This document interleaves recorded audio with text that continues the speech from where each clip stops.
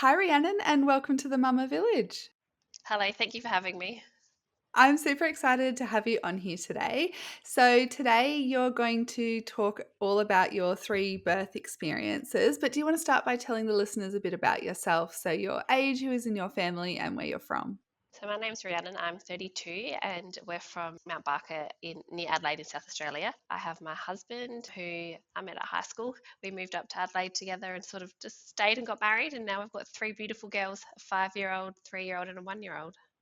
Oh, that's so nice. We were, oh gosh, I think it was like 13, 14 when we met. So yeah, Wow. That's incredible. And you said you had a 5, a 3, and a 1-year-old. yes. So we've got Ava, Wow. she's 5, and then Piper 3 and Ruby who's 1.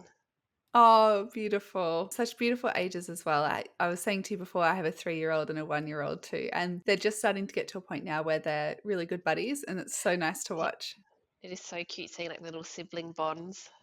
Yeah, yeah, for sure. Well, let's get into your first pregnancy to start off with. So, your eldest is Ava, did you say? Yes. Yeah, so let's talk about your pregnancy with Ava. Do you want to start by telling us if you did anything to prepare yourself and your body to conceive?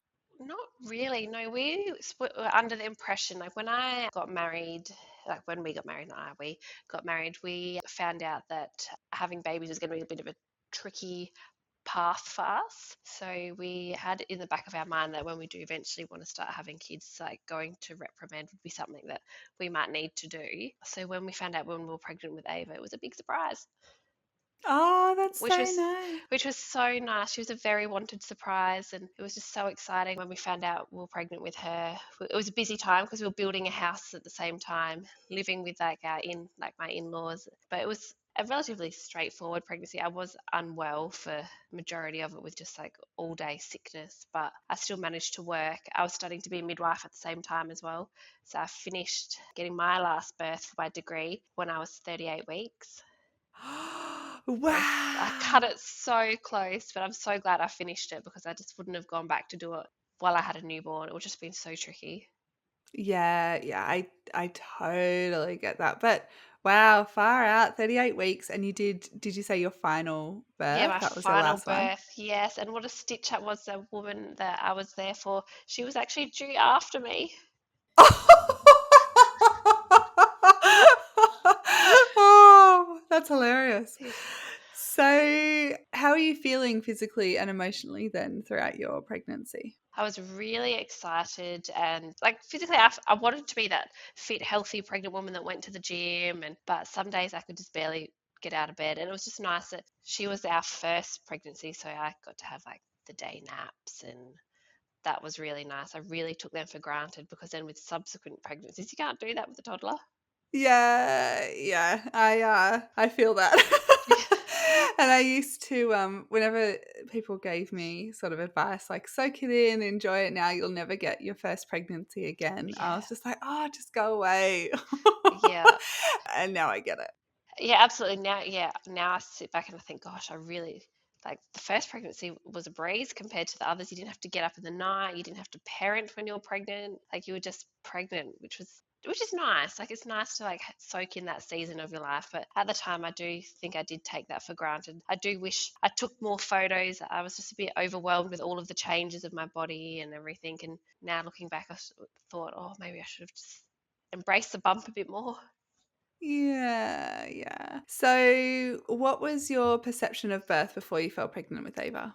I worked in the emergency department as an RN as well. So I was very like medicalized in my thinking, like, why wouldn't you get an epidural? Like, why wouldn't you do an induction? Of course you want the monitoring. Of course you want to have a CTG, like all these sorts of interventions. I was like, why wouldn't you do it? A hospital's the safest place to be. Like you've got doctors, you've got a NICU, you've got specialists, like absolutely. So I went into my first birth very like medicalized. I didn't really do any education or anything. I was like, oh well, I'll just take it how it goes. I'll go with the flow. I still had like a great birth. It was unfortunately I did end up getting pushed into an induction, but I was like, yeah, sure, this was safe. Absolutely, yeah, I'll do what you say. Yeah, yeah. Did you sort of feel like at the time you were in charge of that decision? No, not really. But I wasn't really like against it. And I think when you're feeling a bit unwell, like I was sick of feeling just nauseated all the time. So when they dangled the idea of an induction and they were like, "Yeah, let's have a baby tomorrow," I was like, "Oh, okay, cool. Yeah, let's." It Absolutely. sounds so easy when you say it like that. I was like, "Great. Yes, sign me up." Yeah, yeah. Wow. And how many weeks were you at that time? I was 39 and 6. Yeah, okay. So then your model of care at that time was just birth through the hospital. You weren't part of any catch programs or anything like that through the hospital? No, so the hospital that I birthed at is a great hospital. Like I did have a really good experience. Like they've got birth pools in all of their rooms. Like partners can stay. Like it's a really holistic. Like it's a great hospital. Like credit to them. It's beautiful to birth there, and women come from all over to use this service. But I did like I had a GP obstetrician who also had admitting rights and worked in the maternity section of the hospital. So I would see her at her clinic at my GP, and then after 20 weeks, I switched over to the midwifery clinic that they did there, which were the midwives that were in the birthing suite as well as like did the antenatal, postnatal stuff. So it was a little like there was some continuity throughout my pregnancy, and I thought that was really good. But yeah, I was just out of the catchment zone for like an MGP program, unfortunately. Yeah, okay. And so you mentioned before you didn't really do any preparation in the lead up to birth. Were you also relying on a bit of your midwifery knowledge as well through the Mm. studies that you were doing? Absolutely. I was very naive when I went into it. I was like, I'm a midwife. I know what I'm doing. Like, I teach women about this. Like, I've been at birth. Yeah, I know what to do. This will be okay. I've seen it happen. It'll be different for me. We've all got lessons to learn, don't we? Yes, yes, absolutely. And Yeah. I wouldn't like there was nothing about Ava's birth that was traumatic or triggering or anything. Like I was very lucky, like for an induction of a primip, like it was relatively straightforward. It was 7.5 hours. Like it wasn't a long labour. I was augmented with oxytocin, and I do remember that being horrendous. Like there's just something so different about synthetic contractions compared to a contraction that is like a natural contraction. Like when you're getting augmented, that pain is just insane. Yeah, so let's get into that. So you said you were induced at 39 weeks or 38 Yep, weeks? 39 and 6. 39, 39 and 6. So what was the trigger for you being induced? And do you want to walk us through that moment and that decision-making process? So I went to the clinic just for one of my routine appointments, and when they were just doing an abdo palp, they thought the movements were a bit sluggish. So then they hooked me up to the CT monitor, and they said, "Oh," and did like my observations of my blood pressure was quite high. So they thought that, hey, while we're here, we might as well induce because this is a country hospital. Let's induce you here before you develop any other symptoms, and then we have to ship you off to the hospital in the city. And I was like, Okay. oh, okay, yeah, that does make sense. Like I would much rather birth in my like local area than have to go into the city where then my partner wouldn't be allowed to stay with me. Yeah, okay. And so did you end up staying at the hospital or were you able to go home first? Like what was that? So I went home because we're only 5 minutes from the hospital. Went home and then I came back at I think it was about 7:30 the next day, and they just did an ARM and let us go for a walk outside in the garden, So what's an ARM? Do you mind explaining to the where they listeners? just put a little hook in through the cervix and just rupture the membranes. Yeah, okay. Oh, artificial rupture of membranes. Yeah. Yeah, yeah. Yeah. Sorry, I Okay. forget that not the everyday person knows all of this terminology. Yeah, that's okay. I'd say I'm pretty across it, but I think it's good for the listeners too, just to nut out all the different terminology, especially when we're talking about inductions and things like that, because there's Yeah. so many ways that you can induce Yeah, labor too.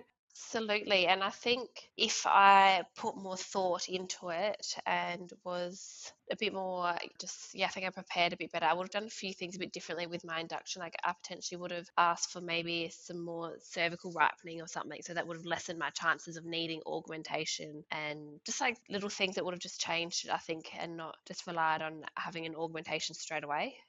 Yeah, yeah, yeah. And so, do you want to tell us your birth story with Ava? So, you mentioned that you had an ARM, so your waters were ruptured, and then you went for a walk. Yeah, so we went outside and went for a walk around the community garden, and then we came back in. But then the midwife was like, "Oh, well, the doctor said come 12 o'clock. If you're not contracting, we need to start you on the drip." And I was like, "Oh, okay."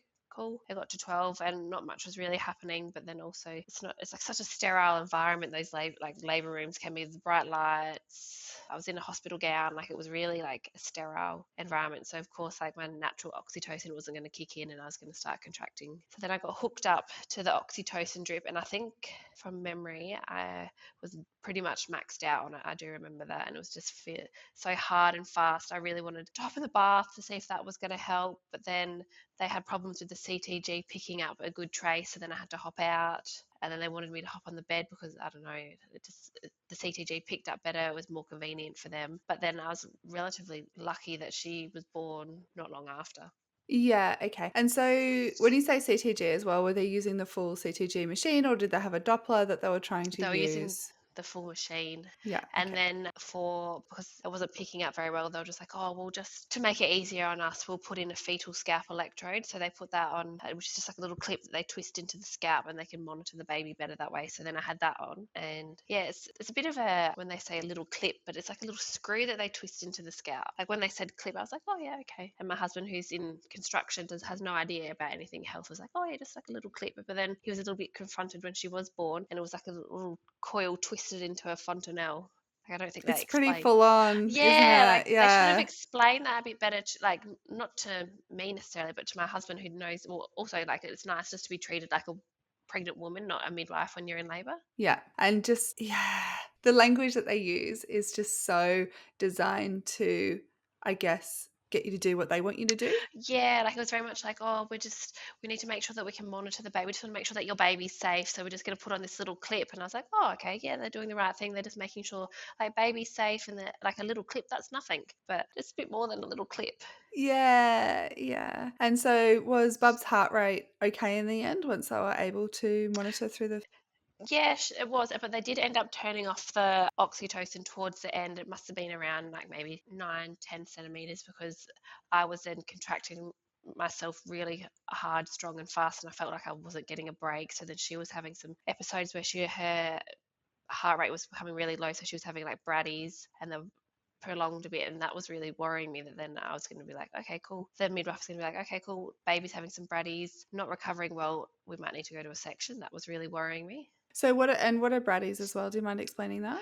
It's when the baby's heart rate drops low, below like what a normal base rate is for the baby, and sometimes they can have like a braddy with a contraction, which is okay. Or actually, it's a deceleration in the CTG. So they've got accelerations and decelerations. You can see them on the CTG, and they are normal when you look at the bigger picture. Like, so if a baby has a deceleration with a contraction, but it's dips and then it's quick to recover, that's generally okay, because that's usually could be like a bit of cord compression, or it can be a compression. So if you think of a contraction, it's when everything, just a big squeeze, so like the air or the oxygen just gets squeezed out a little bit, and then when the uterus relaxes, it reoxygenates again, which is not like, you don't generally always pick them up when you're doing sporadic dopplers. So it's us, when you get hooked up to a CTG, you can see all of this, so then when they can see it, they have to act on it. Whereas Yes. when you're just laboring and having spot checks, it's not something that gets picked up. Yeah, yeah, that's right. Or if you're in labor at home and you weren't being induced, for Yeah, example, you're not getting that heart rate monitoring at home no, because it might just be you and your partner at home and yeah. absolutely. Yeah. And you mentioned before about your perception of birth that your work as an RN in emergency, why wouldn't women get pain relief in the epidural and all the rest of it? So your birth plan going in with Ava, was that you were open to pain relief or Absolutely, I was, and I did want it, but my daughter was born on the footy grand final weekend, right in the middle of the game. Oh, wow. Okay. And there were 5 other labourers at the time. So we were sort of like last in the line to get what we wanted. And by the time it was our turn, it was no going back. It was too late. Yeah, okay. All right. And so we got up to the part where they laid off on the synthetic oxytocin Yes. and then yeah, how the rest of the birth unfold. I thought I wanted to have a water birth. That was like my plan if I didn't have pain relief. Like I was really open to the idea of like, do you know, if I need pain relief, it's not the end of the world. Like there's no competition in labor. Like everyone wins, sort of thing. Like I'm not here to prove myself as a hero. And that's what I was like. That's my thought was like when I went in, and it's like, why don't you get pain relief? Like you're suffering, sort of thing. But then it didn't happen, so that was okay. But I wasn't allowed to get off the bed. The doctor that did come in first was like, oh, the best position for a primate, which is a first time woman to push in, is in stirrups on your back. He didn't. Yeah, so they did that, and I said, like, I thought, and I said, like, after the first few pushes, I was like, I feel like I'm going to burst an eyeball. Like, I feel like I'm pushing uphill and getting nowhere. And then that's when I got a bit bossy. So I was like, I don't want to do this. And then I got out, and once they let me rotate over, I got on my knees and put the back of the bed up and was like leaning over the back of the bed. And I felt like with the gravity, and that was like the most comfortable position for me to push in. A few pushes after, and she was born. Wow. So how fast did this pushing phase happen? Because it all sounds like it was pretty quick. It was really quick. It was less, I reckon it was like 22 minutes. Like it was really quick. Like once she was coming, there was no going back. Yeah, But okay. I did feel like I was a bit tangled because I still wanted to keep the drip in and everything. So when I went down to pick her up, I was like tangled in my cord. I just remember pulling that off and then scooping her up because she was just, and it was just so nice. My husband was at the other end, and she was just like looking around, not like really crying. He's like, I've never like experienced like this big overwhelming. He's like, I didn't know what to do. He's like, I was like crying, but then I didn't know what to do. He was like, I was just a bit stunned. I think they all are. I mean, I was Yeah. stunned myself when I gave birth, Yes. so Absolutely. I was a bit yeah. like shocked. I got the shakes afterwards. I just get all jittery. She was a bit of a hand presentation. She came out with her hand up near her forehead. So I did end up with some tearing, but that was sutured. It was only a second degree. But because she was our first, like I didn't get to experience like the big afterbirth pains until we had like our second and third, which I was not prepared for. Yeah, okay. So then how was the birth of your placenta after you gave birth to Ava? Because it was an induction, I still ended up with some IM oxytocin, but that was relatively straightforward, came away pretty easily. It was intact. I think I only had maybe 250 mils blood loss, like it was minimal, and felt relatively easy after pushing out a baby. Yeah. I do remember still feeling like some contraction. I was like, oh, what a stitch up. I thought I was done. I always feel, yeah, I mean, I'm sure we'll get into it in your second, your third birth as well, but they get more intense They after every do. birth. And I felt this like relief come over me when I gave birth until they hit. Yes, like you think, oh, it's all over. You got your perfect little baby, and then they latch and they want to start feeding. It's like, oh, it's happening Yeah. again. Yeah, yeah. So after this entire experience, how was your overall postpartum experience? I didn't anticipate how uncomfortable and like how long it would take to recover. I thought like I'm fine, I've had a baby, I'm not disabled, I'm not injured, I'm not sick, I've just had a baby. Women do this all the time. I can get up, I'll go for a walk down the street, which is like a 5K walk, and I just remember getting home and my vagina was throbbing. I was sore. I was uncomfortable. I was crying. It was awful. I wish someone just said, you know what, you need 3 weeks in bed to just like, or just vertical, just laying down just to recover. Like you put so much pressure on that area standing up, and it's got all this swelling. Like you need to elevate it. Yeah. Yeah, totally. And your pelvic floor recovery, Yeah. yeah, yeah. And I think it's just societal expectations, especially with Yeah. social media, where we see the bounce back culture or whatever with their Yeah. bodies and this expectation that we can do it all and without the support. Yeah, it's Yeah, full on. absolutely. I remember a friend from work came over to drop something off. She's like, "Oh, look, you look great. Doesn't look like you've had a baby." I was like, "Oh, on the inside, it feels like it." Can we stop saying that, Yeah. please? Like, we need to stop saying that to Oh, mums. absolutely. Even at work the other day, someone was like, "Oh, you've got 3 kids. Oh, wow, you look great for someone with 3 kids." It's like, oh, as opposed to what someone with one kid. Like, what does it look like to look great with kids? I just don't understand comments like that. No, We need to stop saying stuff like that, please. And absolutely. we need to be nurturing of mothers, asking them what they need, bringing over meals, and just telling them that they're doing great. Yes, absolutely. Tell them that they're doing great. Don't comment on the looks. Don't comment on your body. Like, just No. makes me It so angry. it does. It actually boggles my mind that people are still commenting on women and their bodies and everything.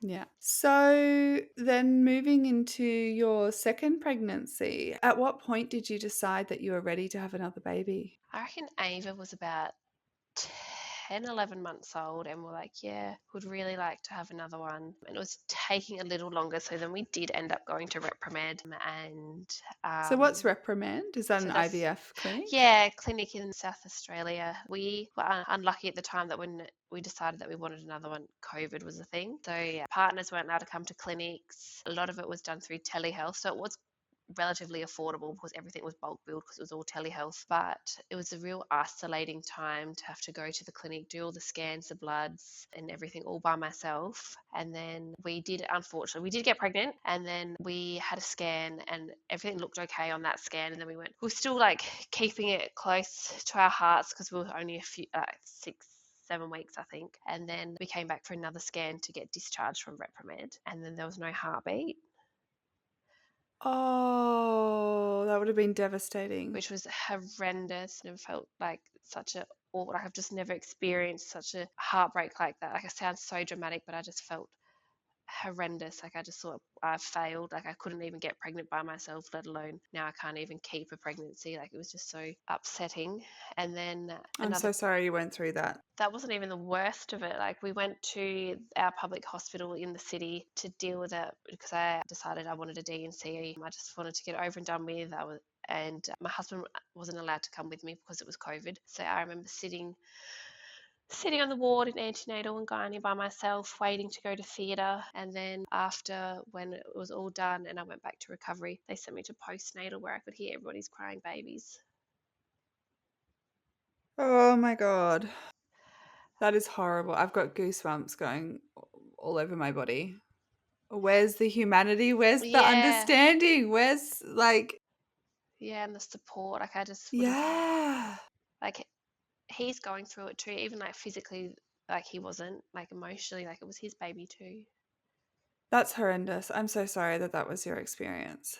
But then I think it was maybe 2 months after that we got pregnant, and that was Piper. And because if I'm not sure what they have over in Brisbane, but we have like the perinatal practice guidelines that sort of like the policies, procedures, and on how. It's like for the hospital for pregnancy and birth and all that. I think they're in the process of getting updated because in the older ones, they suggested like repromed babies, because they're precious babies, they should get induced before term because they're a bit more precious, which I just think every baby's precious. And I don't think we should be just inducing anyone just for the sake of Yeah. inducing them. Yeah. So I did end up with an induction with her, but I was a lot more educated. I did a hypnobirthing class. I hired a TENS machine. I decided I wanted to have gels. I wanted to have some cervical ripening before an ARM, and I didn't want to be augmented until a certain amount of time after. I think it was that night I was going to consent to having an augmentation if I hadn't started contracting. So we went in the morning, no, sorry, the night, and they put in one lot of gels, and then we went. My husband got to stay as well. He got to stay over with me, and then we went to bed. And then in the morning at 6 o'clock, we got up again, and they went to put in another lot of gels, but they were able to do an ARM. And then from then on, it was super quick. She was born 2.5 hours after. It was, yeah, and Wow. I had a water birth. It was such a beautiful experience. The midwife that we had was just so lovely. I felt like it was like a room. It was at the same hospital that we had Ava, but it was just me and my husband in the room. She came in and out and floated and said, just come get me when you need. Like I didn't feel alone, but she was just like, I know that you wanted a lot more hands-off experience this time. We had like the lights dimmed, our own music, a diffuser, fairy light. She filled up the bath, and then I just felt like we were really in charge of the room. Yeah. And so did you have synthetic oxytocin this time, or was No, it literally just the gels and just the then the gels, and that rupture was, of membranes? yeah.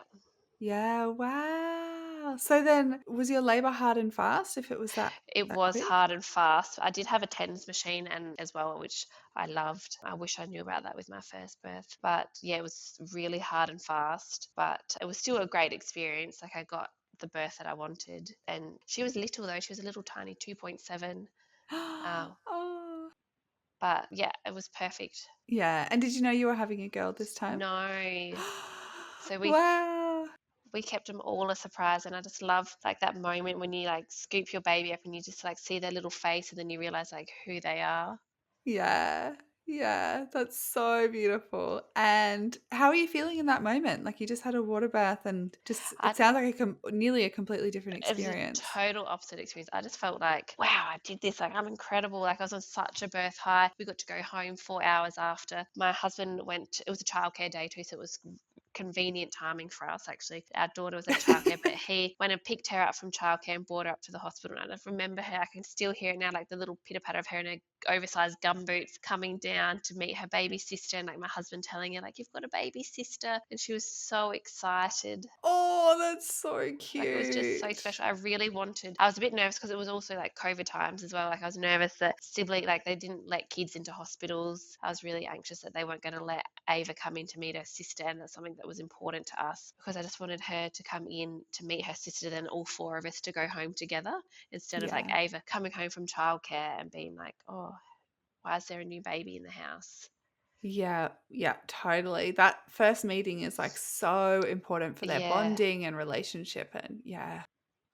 Yeah, so we were really lucky with that. So yeah, 4 hours after we got to go home, and then I don't know if it was lucky or unlucky, we went into like a really strict lockdown. So weren't allowed to have visitors. It was a little bit isolated. Like my mum was up for a little bit, but then she had to go back home. But we weren't allowed to have any visitors at all. And then I had to go to the hospital for ways and everything because they weren't allowed to come into people's homes. Yeah, okay. So, just backtracking a little bit as well, did you have any tearing this time Oh, around? I did, and I did end up getting sutured as well. I had a second degree again. I don't know Okay. if it was because it was so hard and fast that like wasn't really any like stretching or control when the head was coming. Yeah. And the birth of your placenta as well, was that did you have the injection No, or was that that was physiological. yeah. I got to have do that in the bath as well. I didn't have to get out. There was like no rush to get out, which was nice to not have like a be like okay out up then on the bed. Like it was still felt like it was just at our pace, which was Yeah. nice. Yeah. Beautiful. So, yes, so then you got discharged after 4 hours, you were at home, but it was then you went into hard lockdown, you weren't allowed any Yeah. visitors. So, what was that postpartum experience like for you? Because it sounds, like you said, to actually be quite isolating. It was isolating, but it was also nice too because we definitely, when we had Ava, didn't put boundaries in. We were just like, yeah, we'll have visitors. I remember like trying to recover myself, also like establish feeding where you just want to be at home with your top off, like doing skin to skin, trying to work out a latch and feed. Or then when we had Piper, we were just like, no visitors past 3 p.m. if we were to have visitors. And if you come, we'd like you to help out with something. Like you can either do the vacuuming, you can bring a meal or something. We were like a bit more strict. We were like, yeah, do you know, we'd love for you to come over and bring something to put in the freezer. Like we were not like bossy, but we definitely put boundaries in, and I think that Oh, really it's not helped. bossy at all. It's what it's like it's what you need. I mean, you're Yeah, healing as well. You've just this massive change. Like you said, you're trying to establish breastfeeding. It's really not easy to get yourself no, presentable and then host visitors when you've just yeah. given birth. I don't want Like, to be, yeah, absolutely. I don't want to be making tea and coffee for visitors and then them staying longer and being like, okay, cool, so I'll cook dinner too. Like, no yeah. way. And Yeah, yeah. we really wanted to try and make the transition smooth for our oldest because it's hard when you're a toddler and you bring home a new baby and you're not the center of the universe anymore. And like, we wanted to try and keep some normality in her life as well. Yeah. Yeah, totally. It's so important for you as a family unit to really like just take a step back during postpartum Yeah. and connect as a family. Yeah, absolutely. One thing I Yeah. did do differently is when we had Ava, I struggled with breastfeeding so much. Like she was so tricky, but I think she was about 4 or 5 months when I was like, I've had enough. Like I don't know what to do, and I got a lactation consultant to come out, and she was fantastic. She ended up having it's such a controversial topic, but she had like a top lip tie, a tongue tie. I did get them revised, and we took her to a chiropractor as well, and it improved her feeding amazingly. She was putting on weight. She wasn't vomiting all the time. We ended up feeding until she was about 20 months old anyway. So we had like a great journey. But Yeah. when we had Piper, I already contacted the same lactation consultant and said, I want support before we find any issues. I just want you to come over and troubleshoot to make sure that we're doing everything right before anything becomes a problem. And that was really good. Like I think it is so important to get the support of a lactation consultant in the early days to help set up a great journey. Yes, totally. Like my biggest postpartum recommendations are lining up a lactation consultant appointment in advance, postpartum doula if you don't have family around Yes. and you can afford it, and freezing meals, those sorts of things, and Yes. setting boundaries. They're like Yes.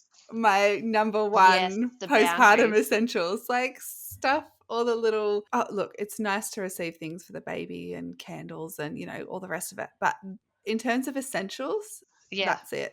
And like, how many jellycat bunnies does a baby need? Like, we've got a ridiculous amount of them. Like, we don't need them. That's not going to feed my family at 5. Yeah. Totally. Yeah. So it sounds like your postpartum, perhaps whilst isolating due to COVID, It may have been better was. the second time around. I Compare think, compared to the first because of the boundaries, or yeah, absolutely. We had boundaries. We were a bit more prepared. We did have meals in the freezer. And yeah, like it was hard because we couldn't have a lot of visitors. But then we also prioritized like staying home more. yeah. Whereas like with Ava, we went out and about. We're like, yeah, we'll go get coffee. We'll go do this. We'll go for a drive. I think we went to Mount Gambier when she was 2 weeks old, Oh my which is like, I don't gosh. know why. Like I think about it, it's This just like, is oh my God. wild. Yeah. Yeah, I'm getting flashbacks of my own postpartum experience after having the first baby. We just don't know until Yeah. someone tells us properly, like a wise woman, sort of heart to heart. You just don't know. All we see is social media and the societal expectations that women are supposed to do everything without any support whatsoever. And yeah, it doesn't really set us up well. No, it doesn't. And like I felt like I had to like prove that I was fine after Ava. Like I'm fine. I just had a baby. Like yeah, absolutely. I'll go meet you out for coffee and lunch, and I'll bring my 2 day old. Yeah, no problem.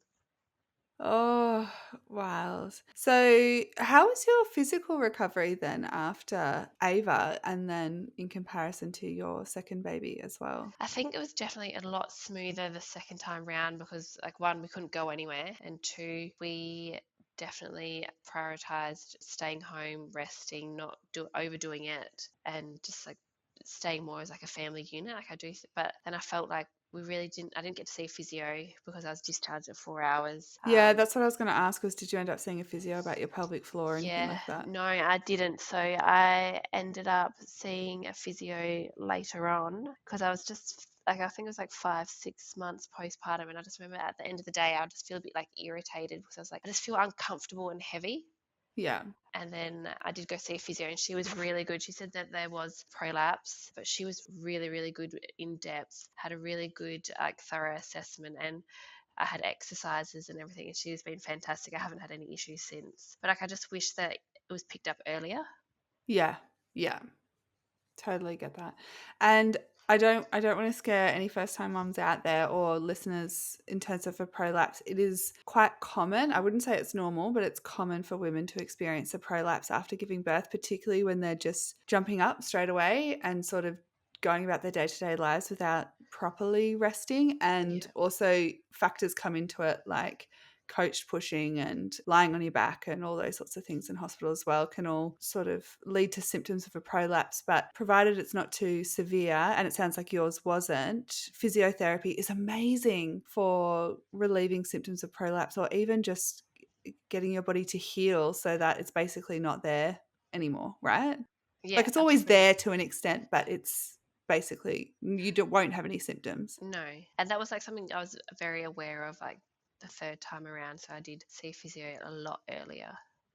Yeah. Well, let's then go into your third pregnancy. So, when did you decide you were ready for another baby? And were three children always in the plan for you? Because I know you mentioned that you had some difficulty conceiving as well. So, what was that family planning process? So we decided a bit earlier on with Piper. I think she was maybe, yeah, no, it was probably similar age with Ava that we were wanting a third, but we thought, oh, it might take a bit longer. So we'll start trying sooner rather than later. And we were so lucky that within the first 2 weeks of trying, we found out we were pregnant, which was such a Oh, surprise. It was so nice. yeah. But before we did get pregnant, I was really open about the idea. I wanted to get a private midwife. I wanted to home birth because I thought if this is going to be our last baby, like I want to go out with a bang. I wanted such a holistic experience. Yeah. And we were really lucky that in our area, one of the midwives that worked at the hospital that I had when I had Piper actually, I went into private practice. So we Oh, so we had like a bit of continuity through that. So I contacted our midwife, Cassie. Oh, she wasn't our midwife at the time, but I contacted her and I said, I'm pregnant. I said, it's super early, but I want you because it's so quick. Like they book out super quick. Um, yeah. Yeah. so I jumped on straight away and organised an appointment with her. But I know it's all changing and there's a lot of hype around home births at the moment. But I had to go see an obstetrician to sign a collaborative agreement to say that I could have a private midwife to then be able to get like Medicare to get some of the rebate back. Yeah. Yeah. Yeah, so when I went to the GP, but they don't sign off on the home birth, they just sign off on the antenatal and postnatal care. Okay. So like I think if you could fudge it a bit and be like, oh, I'm just going to see a midwife for antenatal, postnatal care. Can you sign this form for me? Because I felt if I went to the obstetrician and said, oh, I'm planning a home birth, can you sign this agreement? He would be like, no, absolutely not. Yeah. Yeah. They always love to bring in their own personal opinions, don't Yes, they? I they know that's absolutely such a do. massive generalization, but I'm yet to hear otherwise of, a GP that is, super willing to jump on Yeah, board. I found it really hard to find somebody that would sign it. And I don't know if Mm. it's because this GP obstetrician, I worked with him as a colleague Yeah. and I was just pretty open about the fact. I was like, I want to see Cassie antenatally, postnatally. Can you sign this form for me? Yeah, okay. And so I feel like there's been a massive shift with your perception about birth as well, from when you had Ava and then Piper and now your third baby. What was that decision-making process like around home birth, and how did that get on your radar? I think it looks like I've just gone through like this massive like birthing journey. I went from having like this real medicalized opinion on it to now having like a more of a holistic approach. And I think it's because like I've worked around women. Each woman has a different birthing journey and differently about what they do and don't want. But then I also have gone to home births as a second midwife because we have to have two midwives, like the primary midwife and then the second midwife. And I remember going to my first one and I just thought, wow, this is like such a beautiful experience. Like you're in your own home, your midwife comes to your house. The midwife creates a relationship with like not only your partner but your kids. It was just so nice to not have Yeah. it all hyped up to be a big medicalized deal and go into the hospital. Then you get your adrenaline kicks off, your oxytocin, labor stalls, and just fall into the cascade of interventions.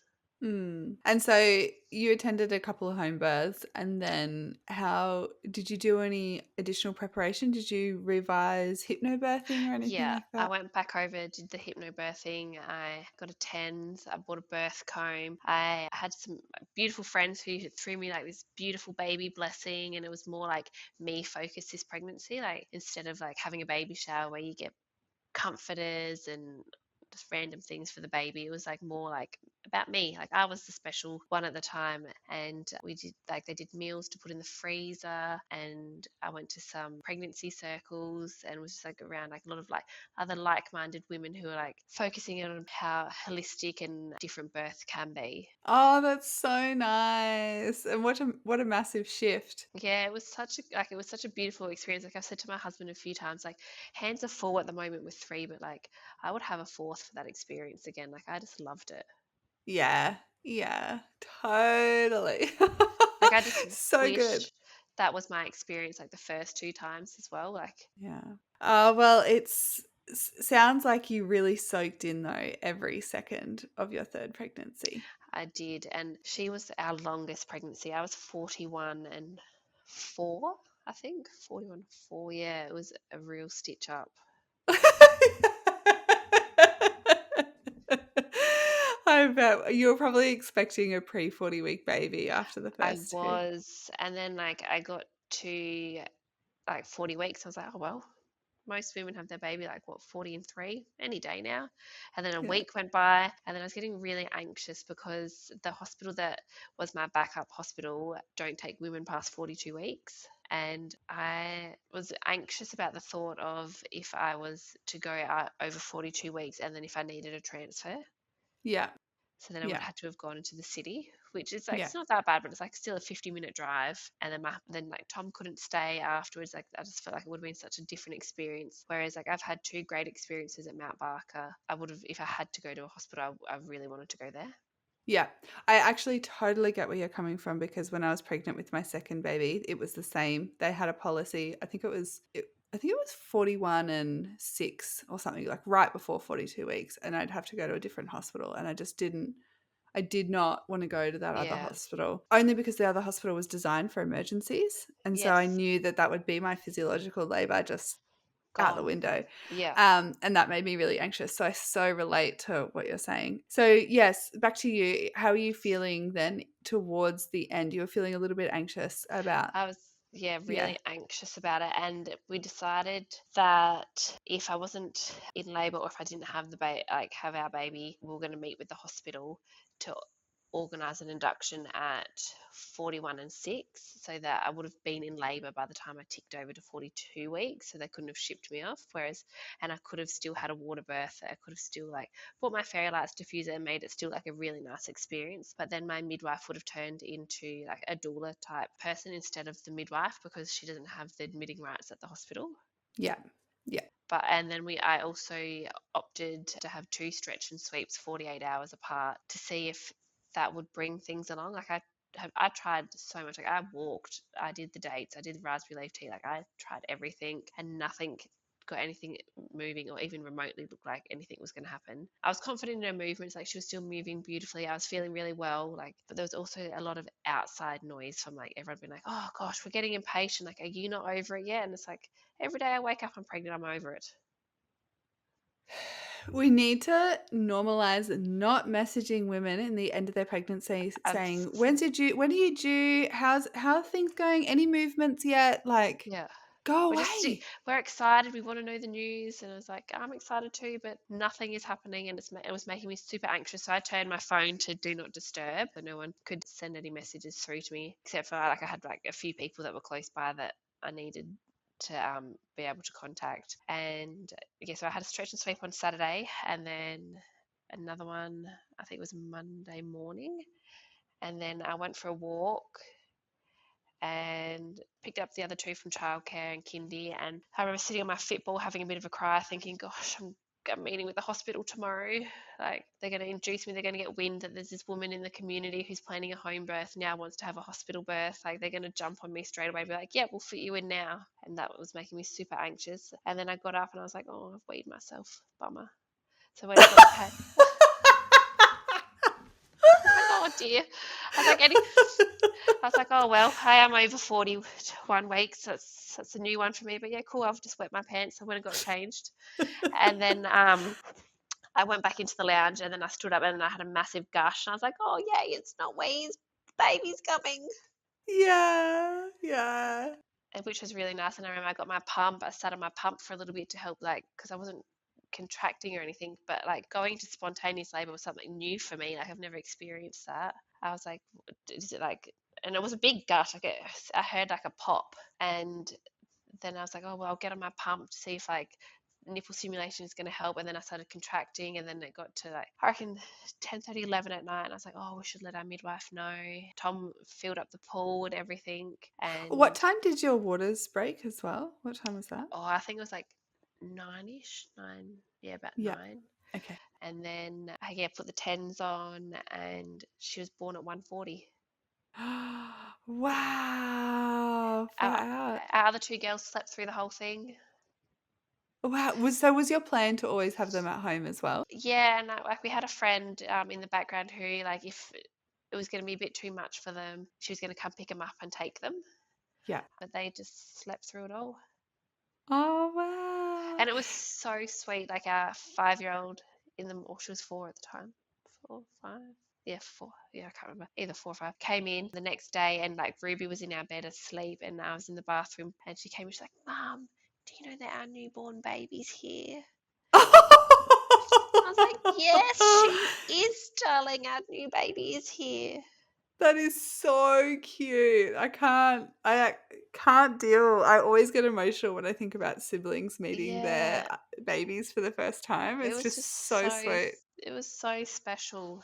So if your waters broke at 10 and then did the midwives come shortly after that? One of them did. It was probably maybe like an hour or so after. Yeah, Um, okay. like she was really good. Like we called her to let her know that things were happening because she was about a 45-minute drive from our house anyway. Yeah. Yeah, just gave her a call to let her know that things are happening. She said, "Okay, cool, no worries. Let me know when you want me, and I'll like." We had all the equipment anyway, like oxygen suction, like all the meds, the pool, everything was all at our house that we needed anyway. And we just got everything set up. And then when things like started to progress, and I was like, "Oh, this is pretty constant, regular. We'll get Cassie here," and she came over. Yeah, okay. And were you timing the contractions at all? Not really. I was just thinking. I was like, "Oh, that one seems pretty decent." That that one took my breath away a bit. Because I'm like baffled that you've had two labors that were sort of augmented, although you didn't have the synthetic oxytocin with Piper.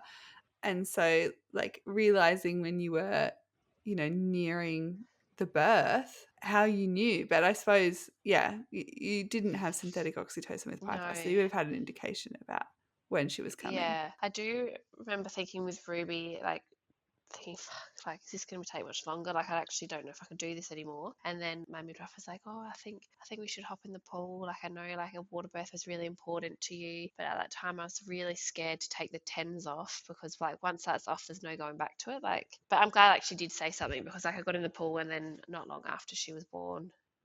Wow. And so how did you actually find that experience taking the tens off and getting in the pool? Was the water a reprieve or? It was like it just I felt like it just like took the weight off my belly and just like the warmth as well and just like on my back. It was so nice 'cause I just had such a sore back from it all. Mm, It was just nice to get in the water, get comfortable, and then I could just like I felt like I relaxed a little bit. It did feel like they slowed down a tiny second, but then they ramped back up again. yeah, yeah, okay. And again, you didn't know you were having another girl. No, So didn't what know was it was that? Yeah, what was that moment like? And the birth, how were you feeling? once she was born, I felt like, oh my gosh, like what a relief. She did have the cord quite tight around her neck a few times, so she did need a bit of support at birth. But I feel like if this was in a hospital setting, they would have cut the cord, taken her from me, brought her over to the cot, given her the knee a puff, and resuscitated her over there. But she really didn't need much. She just needed a bit of oxygen and some jaw support. I still got to hold her. She was still attached to me. Like I've got some like really sweet photos where she's just like still like I'm holding her. She's in the water, and once she started taking her breath, she was fine. Yeah, yeah. Oh, that's so nice. And how are you feeling in that moment? You just had a home birth. I know I was like, wow, I did it. Like I cannot believe. Like I just thought, far out. I did it. Like I just wanted this so badly, and I couldn't believe that I got it, and it just went beautifully. Oh, that's so nice. And I actually forgot to ask you, your husband, what was his perception of birth? And when you came to him and said that you wanted a home birth, how did he receive that? I think if I went to him and said that I wanted a home birth with our second, definitely our first, he would have been like, oh, good grief, no.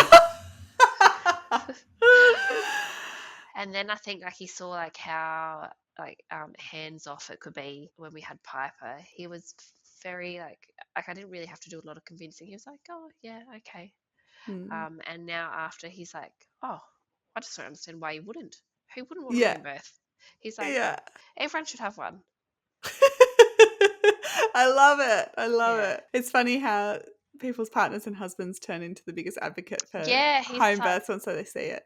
he is. He absolutely is an advocate. I didn't have any tearing with Ruby or anything, but unfortunately, I think it was day 2 or 3. I did end up having a postpartum hemorrhage. So Yeah, walk us through that. So what was that? What happened? How did you know what was happening? Yeah, walk us through it. I think I did lose a little bit at birth anyway, so I was like a little bit depleted, but it wasn't anything significant to warrant a transfer in. I did have to have some IM oxytocin to stop it after the placenta was born, but that sort of did the trick. I do remember at home I was really like symptomatic. I was out of breath and I couldn't really walk. And I was when I did have like a big loss, I got this like impending sense of doom feeling. I was just like, oh, I just feel like a bit anxious. I just don't know what's wrong. And then I went to the toilet to have a shower and just like had a big gush of blood. But I was transferred to Mount Barker Hospital, but it was really like positive experience. The staff were great. The doctor was amazing. Ruby got to stay with me. They do think it was a bit of retained placenta that caused it. Okay. But like, yeah, so I had 2 lots of misoprostol and I had 2 units of blood and an iron infusion. Yeah, okay. So you didn't need surgery or anything No, like that? I was fasting to go to theatre, and I was still breastfeeding our 2-year-old at the time as well. Oh, wow. Far out. So I think I was getting depleted from everywhere at the time. Yeah. But my husband brought her in and my other daughter in after like school and childcare, and she had a really good feed. And I remember feeling like a really big contraction, like feeling a big clot pass, and that must have been the bit of placenta that they needed because the scan after that showed that the retained product was gone. Oh, okay. Wow. Far out. So which was really good because then I didn't have to go to theatre. Yeah. And then, actually, I don't think I asked you, did you do anything special with any of your placentas? I still got rubies in the freezer. Yeah. I hear that a lot. Yeah, it's just sitting in the freezer. And hers, I've got a friend who made some prints out of it, and then she's also set some of the cord in some resin. Oh, yes, yes, Yeah, yes. she Yeah, did that. okay. And then I didn't really know at the time what to do with the others, so they're just gone. They're just good. Yeah. Like I feel like now I wish I did keep them because I'm planning like putting rubies in the garden somewhere and planting a tree on it or something. Yeah. Oh, you'll just have to soak in that moment and maybe do like a nice little ceremony or something. Maybe Yeah. they can be a part of it and, Yeah. connect it all together. Yeah. You don't know until you know. A few things I wish I did differently, but now I know. Yeah. And did you have any tearing No, with Ruby? no, she was our biggest. She Wow. was our biggest baby. I do remember feeling it was a lot more controlled. Like I do remember controlling it more, and like I remember feeling like the head and just like the stretching. And I had like instead of having like a midwife's head, like I had my own hands on, so I could feel like slowly stretching and just like it was a lot more controlled. I wasn't told to push or anything. Yeah. Wow. I Yeah. imagine your recovery then. Oh, although perhaps with the blood loss, it wouldn't have Was been as quick as you thought, or what? Well, we were really good. I like my husband. Each time we've had one of our girls, he's had 5 weeks off. He was really good. Got up, did the childcare kindy drop off, and we just stayed in bed for the first week. Then I think I moved to lay down on the couch for the next 2 weeks. Like it was really slow. Like we really prioritized just like resting and laying down, and I felt like I recovered really well. Oh, that's so nice to hear. It So was how was good. your overall postpartum experience then with Ruby? It was our best, to be honest. We had friends who like dropped off meals. My work friends organized a meal delivery service for us as well. I also got a massage as well. Like it was just nice to like focus. It was brought more so like back to me again. Like it was just nice that I was the focus this time around and like our family unit and helping us. So we did it. Yeah, we had like a lot of people like coming over to us like just to drop things off, not to like overstay their visit, which was really nice. Mm, yeah. Wow, what a journey. Was such yeah, it's been like looking back over it, like it literally has been a journey from where I first started and like the idea about birth and labor and what it's going to be like, and to what we ended with was Yeah. huge. Yeah. So to wrap things up, two questions for you. The first one is, I guess, what would you say are the most cherished aspects of your birth experiences? The moment, like I just could bottle up the moment that we like you just meet your little person. Like I just wish, like just that feeling. It just makes me so emotional thinking about like you just looking at them and you just think like I know you, and just like getting to meet them and like seeing all their features and everything. Yeah, isn't it? Oh, it's so Like it's beautiful. just so special and like fun, and especially like because we didn't know who they were or like what they were like gender they were going to be. Just like finding out like we've got sis like they're sisters. Like I love that they're going to have this like special relationship growing up. Yeah. Yeah, so gorgeous. And the last question for you that I have is, what general advice to do with pregnancy, birth, or postpartum could you offer to women based on your journey? I and I've seen this saying a few times. I wish I planned for my birth like I planned for my wedding. Like I put so much thought and effort into that. I did a lot of research, and I wish I did that for my birth because my wedding is just a day, whereas like my birth. It can shape like what type of mum you're going to be. It can shape a lot. It can definitely shape a huge part of your life for longer than what your wedding does. And you're not selfish by saying no to visitors. Like you need to be self-focused. Totally, totally. The more the stronger you are with boundaries in the early days, the more that you can recover, you can join together as a family unit, and then you Yes. can go out and do all the things that you want to do Yes. and be happy and healthy and mentally healthy, like emotionally Yes. healthy and strong. And yeah, I Absolutely. love Like that advice. yeah, I think definitely the third time around mentally, I recovered beautifully. Like it was a bit like I still did get a bit of a shock when you get to like that 6 weeks postpartum, and it's like I feel like that's when you have a massive drop in hormones, and like the honeymoon stage is like over because then like your baby's awake a bit more. I did remember at 6 weeks feeling a bit emotional, but nothing compared to how I was like with the Ava. Like I remember being like really emotional at the early days, just feeling Yeah, overwhelmed and tired and stuff. yeah. Oh, no, it's beautiful advice. Well, thank you so much, Rhiannon, for coming on the podcast. I've really loved hearing your story. Thank you for having me. Thank you for listening to this week's episode of the Mama Village podcast. Check out the show notes for a link to the Mama Village Instagram page where I upload pregnancy, birth, postpartum, and motherhood resources. Please let me know what you think of today's show and what you would like to hear from the podcast by leaving a rating and review. If you like the show, please subscribe and leave a review on your podcast platform. If you would like to share your positive pregnancy, birth, postpartum, and motherhood story, or if you have education in the space to share, please send me a direct message on Instagram or email the.mamavillage@outlook.com. For all my listeners out there, thank you for your continuing support, and I will speak to you all in next week's episode.